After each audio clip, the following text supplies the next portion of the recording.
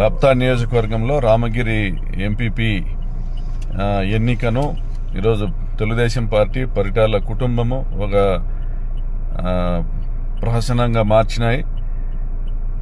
ప్రజాస్వామ్యాన్ని అపహాస్యం పాలు చేసినారు.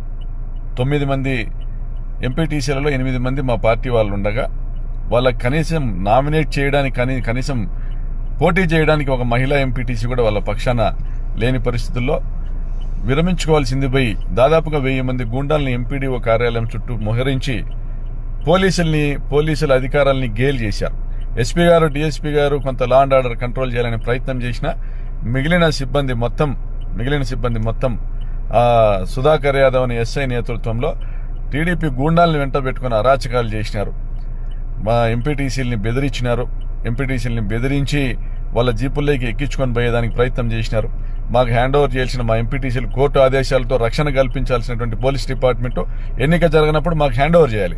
2 గంటల సేపు వాళ్ళని రామగిరికి తీసుకొని పోయి పెనుగొండకు తీసుకొని పోయి ఎంఆర్ఓ దగ్గర స్టేట్మెంట్ ఇచ్చి పంపిస్తామని డ్రామా చేసి టైం వేస్ట్ చేసి టీడీపీ గుండాలు వచ్చే విధంగా సుధాకర్ యాదవ్ అక్కడికి వచ్చే విధంగా చేసి వాళ్ళందరూ మా ఎంపీటీసీని ఎత్తుకొని పోయినారు.